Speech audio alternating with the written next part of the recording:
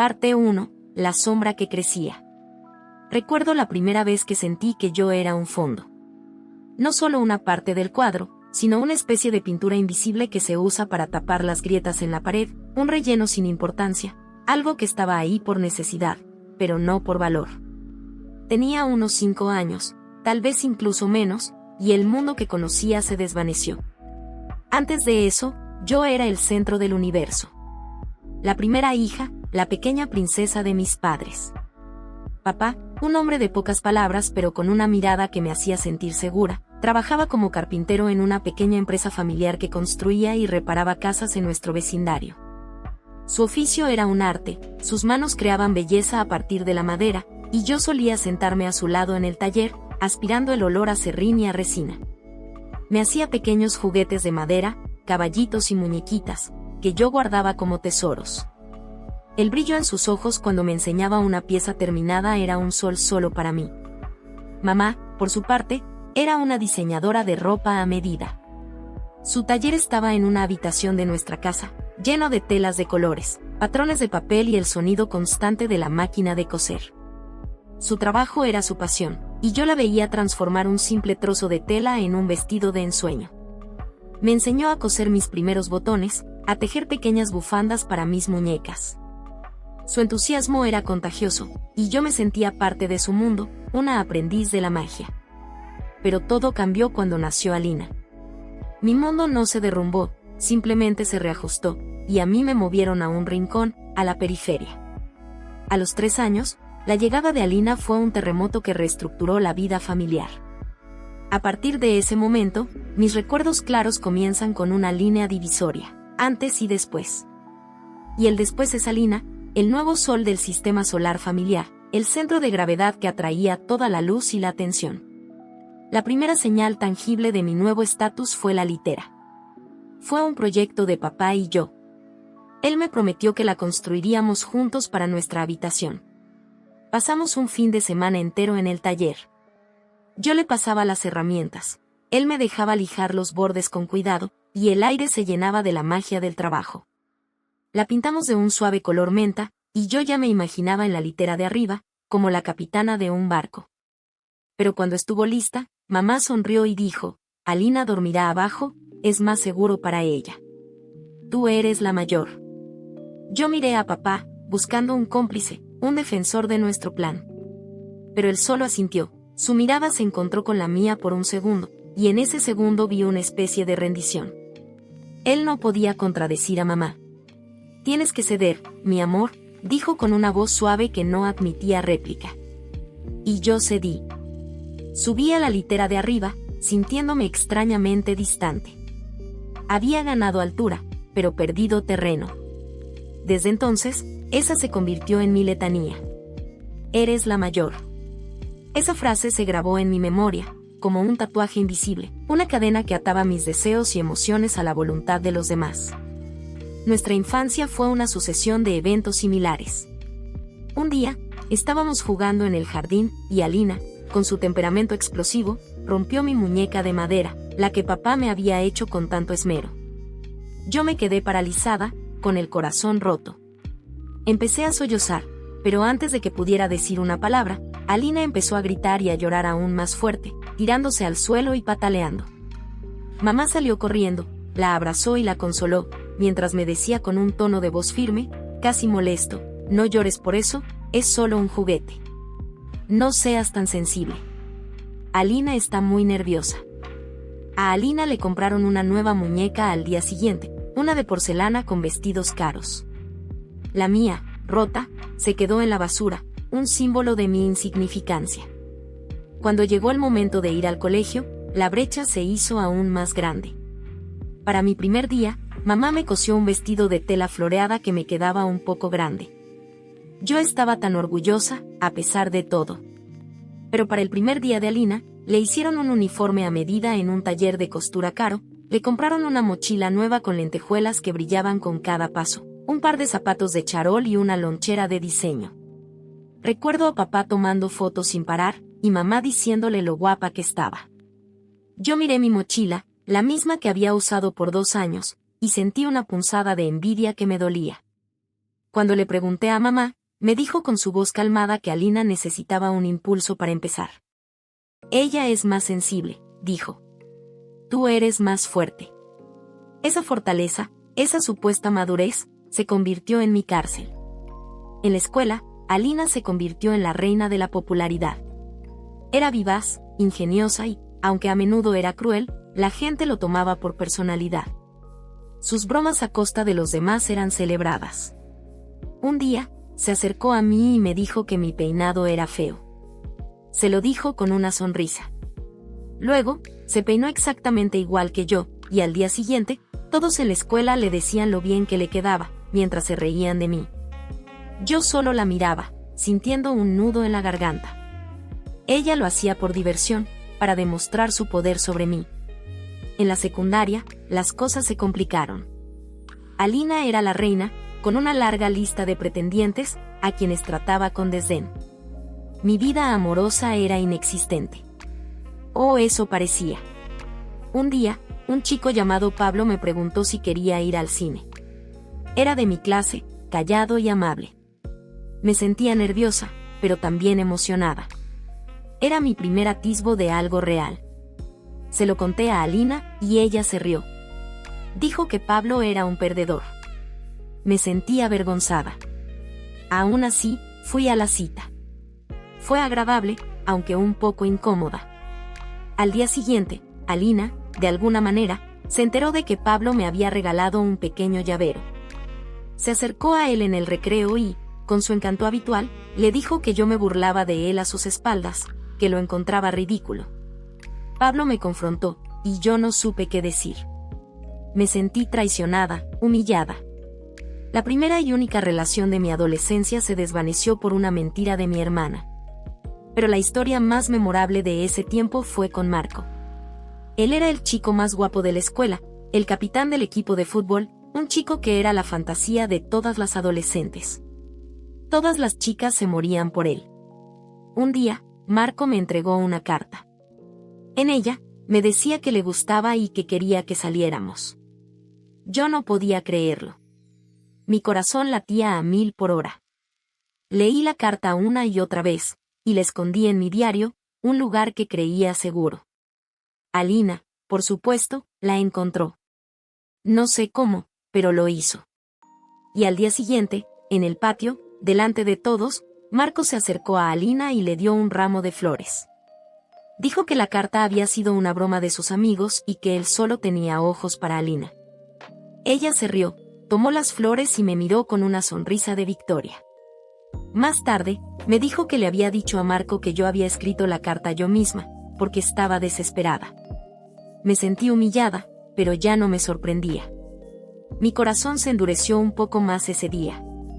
En la universidad, la diferencia entre nosotras se hizo abismal.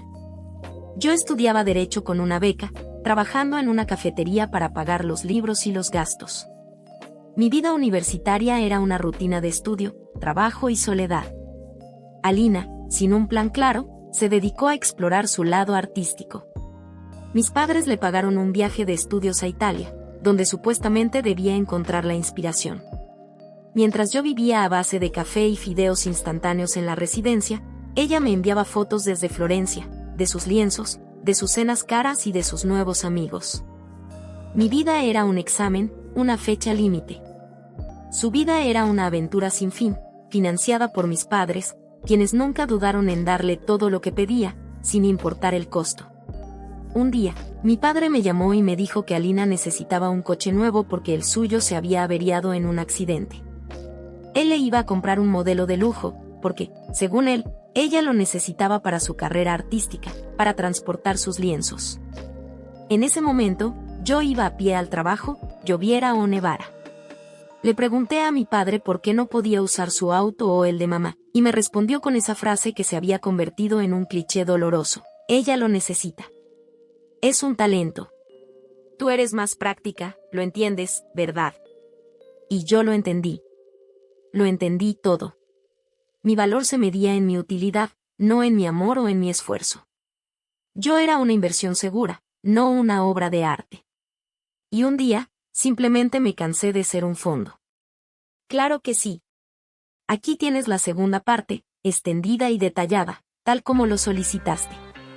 Parte 2. La luz y la sombra en el altar. Me fui a otra ciudad justo después de recibir mi diploma. No hubo despedidas emotivas, solo un apresurado cuídate de mi madre y un torpe abrazo de mi padre. Alina ni siquiera salió de su habitación, estaba demasiado ocupada en una sesión de fotos para un catálogo de arte. Fue una partida silenciosa, una que no sorprendió a nadie. Yo cargué mis 2 maletas y mi mochila, y sentí una extraña mezcla de soledad y alivio. Era un lienzo en blanco, y por primera vez, yo era la única artista. Me sumergí de lleno en el mundo de la abogacía. Era un universo de lógica, de reglas claras, de causa y efecto. Un mundo donde el esfuerzo se traducía directamente en resultados. Me quedaba hasta la noche en la oficina, la luz del flexo iluminando las páginas de códigos y jurisprudencia. Devoraba libros de leyes, dormía con los ojos rojos por el cansancio. Mi vida social era inexistente, pero no me importaba. Cada caso ganado, cada cliente satisfecho, era una pequeña victoria personal, una prueba de mi propio valor. Los socios me veían como una inversión, no como una carga. Era una sensación embriagadora. En un par de años, ya era una de las abogadas más prometedoras de la firma, y mi nombre comenzó a sonar en los círculos legales. Fue en una de esas reuniones de negocios que conocí a Igor. Él era mi cliente, un hombre de negocios con una mente tan aguda como la mía. Hablamos de contratos, de inversiones, de estrategias. Pero lo que realmente me cautivó fue la forma en que me miraba. No como un cliente a una abogada, sino como un igual. Le interesaban mis opiniones, mis ideas, mis reflexiones. Un día, después de una larga reunión, me preguntó sobre mis pasatiempos. Le hablé de mis libros, de mi amor por la historia y el arte, y él me escuchó con una atención que nunca antes había experimentado. Con él, no era una sombra, sino una luz. Me hacía preguntas sobre mí, mis sueños, mis miedos. Sentí que por primera vez en mi vida, alguien me veía por lo que era, sin un espejo distorsionado por el favoritismo. Me sentía valorada, respetada, y eso era un sentimiento mucho más poderoso que el amor romántico. Nuestra relación creció con una calma y una solidez que yo nunca creí posibles. Él me regaló mi primer anillo, uno simple y elegante, no de compromiso, pero lleno de significado. Era un símbolo de que yo era importante para él. Me propuso matrimonio en un restaurante íntimo, a la luz de las velas. Mi corazón se desbordó. Lloré, pero no solo de felicidad. Lloré por la niña que nunca fue vista, por la adolescente que fue traicionada, por la joven que luchó sola. Era un llanto de liberación. Era el fin de un capítulo y el comienzo de uno nuevo. Llamé a mis padres para darles la noticia. Mamá se emocionó, y su primera reacción fue preguntar si Alina sería mi dama de honor. Escuché su voz al otro lado del teléfono, y por un momento, me quedé sin aliento. Era la misma historia, el mismo patrón. Después de años, su primera preocupación seguía siendo Alina. Le dije que sí, en parte por inercia, en parte por la esperanza de que tal vez, esta vez, las cosas serían diferentes. La planificación de la boda fue una tortura velada. Alina insistió en ayudar, y cada elección, desde el color de los manteles hasta la forma del pastel, era un campo de batalla. Ese vestido te hace ver gorda, me dijo con una sonrisa inocente mientras me probaba mi vestido de ensueño. ¿No crees que un vestido más ajustado sería mejor para tu figura? Sus comentarios eran puñaladas suaves, diseñadas para socavar mi confianza. Mi madre, por su parte, le pedía a Alina que diera su opinión sobre todo, a pesar de que yo era la novia. Ella tiene buen gusto, querida, me decía. Yo la escuchaba y me mordía la lengua. Quería que todo terminara, que la boda pasara y que pudiera vivir mi vida en paz con Igor. El día de la boda llegó, y yo estaba tan feliz que casi me olvidé de la presencia de mi hermana. Estaba de pie en el altar, mirando a Igor, y sentí que era la mujer más afortunada del mundo. El salón estaba lleno de gente que me amaba y me respetaba, o eso creía. De repente, el aire se llenó de un silencio abrupto. Oí un grito, y luego un murmullo. Alina, con una expresión de dramatismo perfectamente ensayada, se desplomó elegantemente. No se cayó, no se desplomó, se derrumbó con una gracia teatral. El foco de atención se desvió completamente. Mi padre y mi madre corrieron hacia ella, con rostros pálidos. Mi madre le gritaba a alguien que consiguiera agua, y los invitados se agolpaban a su alrededor. Todos los ojos, todas las cámaras, se posaron en ella. Alina, la dama de honor, se había desmayado en medio de la ceremonia. Mi día, el único día que debería haber sido completamente mío, se convirtió en su escenario. Igor, con un gesto de impaciencia, me tomó de la mano y me susurró que la ignorara. Pero era imposible. El ritual se detuvo. Y yo, la novia, me quedé de pie en el altar, sintiendo una vez más que yo era solo una actriz de reparto en la obra de la vida de mi hermana. Después de que la llevaran a una habitación para que se recuperara, la ceremonia continuó. Mi madre no dejó de mirarme con una expresión de reproche, como si yo fuera la responsable de la escena. Nos casamos, pero el aire estaba cargado de tensión. Después, en la recepción, Alina reapareció, pálida pero radiante, y todos le preguntaron cómo se sentía. Se convirtió en la protagonista, y mi boda, el evento que había esperado toda mi vida, fue la boda en la que la dama de honor se desmayó. Fueron 2 semanas de sanación. Dejé mi teléfono en la caja fuerte del hotel y me desconecté del mundo. Era como si la historia de mi vida, esa pesadilla de fondo, se hubiera quedado en el pasado. Disfruté de la compañía de Igor, de las puestas de sol, de la paz que nunca había conocido. Por fin, la vida me sonreía. Pero la calma no duró mucho. Cuando volvimos, una noticia me esperaba. Mi madre me llamó, con una voz llena de alegría: Alina se casa. Aún no sabía qué era peor, que lo hubiera hecho de nuevo, o que esta vez la víctima fuera ella. Claro que sí. Aquí tienes la tercera y última parte de la historia, con el desenlace del monólogo. Parte 3, la cuenta final. Cuando volvimos de la luna de miel, la calma no duró mucho. Apenas desempaqué las maletas, mi madre me llamó con una voz llena de júbilo. Alina se iba a casar. Su novio era un chico de una familia adinerada, que había estado rondándola desde hacía años. Mamá me contó todos los detalles con un entusiasmo que nunca había tenido por mi propia boda. Hablaba de un vestido de diseñador, una fiesta en un castillo, una luna de miel en Hawái. Era como si Alina tuviera que superar mi boda en todo sentido, incluso en la extravagancia. Esta vez, no me pidieron que fuera la dama de honor. Alina simplemente me informó que el rol ya estaba ocupado por su mejor amiga. Y, para ser honesta, sentí un alivio inmenso. Pude observar la preparación desde la distancia, como una espectadora más. El día de la boda de Alina fue un espectáculo. Era una boda de cuento de hadas, con una decoración exuberante, un banquete de lujo, todo pagado por los padres del novio. Alina caminaba por el pasillo con un vestido de novia que parecía sacado de una revista, sonriendo a las cámaras. Observé la escena como si estuviera viendo una película, sin sentir nada. No había envidia, ni celos, solo una extraña sensación de desapego. No era mi vida, no era mi historia. Era el circo de Alina. Pero entonces, el circo se desmoronó. La ceremonia había terminado, y los invitados se preparaban para la recepción, cuando la gente empezó a susurrar. El novio no estaba. No había regresado de la sacristía después de la ceremonia. Simplemente no estaba. El padre del novio, un hombre de negocios estoico, se desplomó en una silla, con el rostro más pálido que la porcelana. La madre del novio se llevó las manos a la boca, sollozando.